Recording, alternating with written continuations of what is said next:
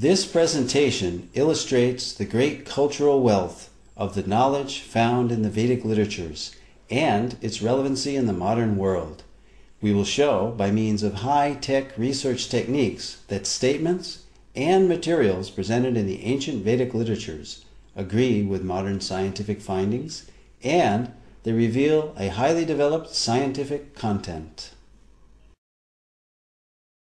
Techniques used to show this agreement include satellite imagery of the Indus-Saraswat river system, marine archaeology of underwater sites such as Dwarka, carbon and thermoluminescence dating of archaeological artifacts, scientific verification of scriptural statements, linguistic analysis of scripts found on archaeological artifacts, and a study of cultural continuity in all these categories.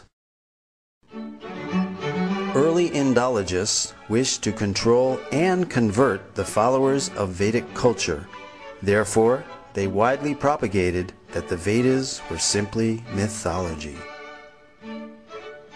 Max Muller, perhaps the most well-known early Sanskritist and Indologist, although later in life he glorified the Vedas, initially wrote that the Vedas were worse than savage, and India must be conquered again by education.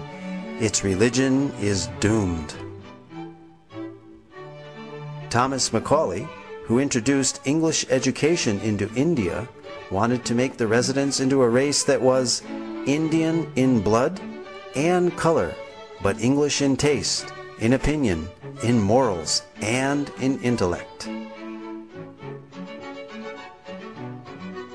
However, the German philosopher Arthur Schopenhauer stated that the Sanskrit understanding of these Indologists was like that of young schoolboys. These early Indologists devised the Aryan invasion theory, denying India's Vedic past. They taught that the English educational system is superior. They intentionally misinterpreted Sanskrit texts to make the Vedas look primitive, and they systematically tried to make Indians ashamed of their own culture.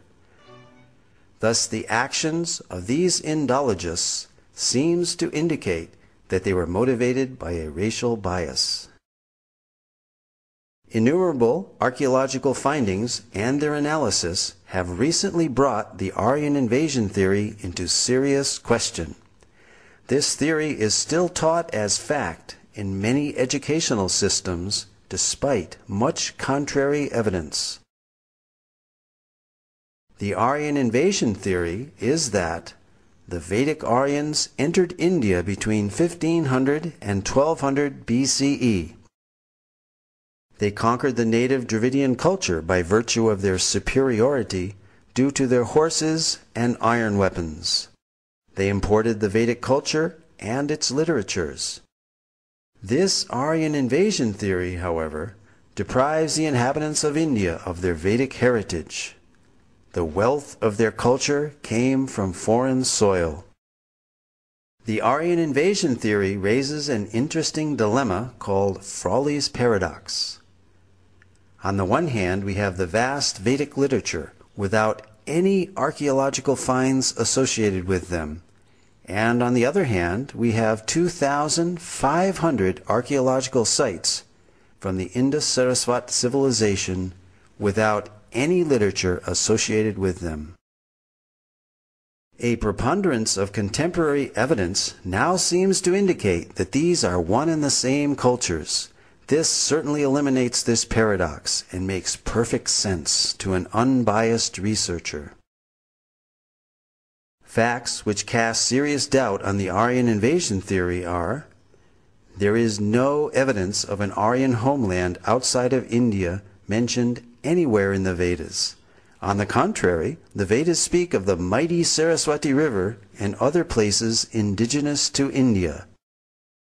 To date, no evidence for a foreign intrusion has been found, neither archaeological, linguistic, cultural, nor genetic. There are more than 2,500 archaeological sites, 2/3 of which are along the recently discovered dried-up Saraswati River bed. These sites show a cultural continuity with the Vedic literature from the early Harappan civilization up to the present-day India. Several independent studies of the drying up of the Saraswati riverbed all indicate the same time period of 1900 BCE. The significance of establishing this date for the drying up of the Saraswati River is that it pushes the date for the composition of the Rig Veda back to approximately 3000 BCE as enunciated by the Vedic literature itself. The late dating of the Vedic literatures by Indologists is based on speculated dates of 1500 BCE for the Aryan invasion and 1200 BCE for the Rig Veda, both now disproved by scientific evidence.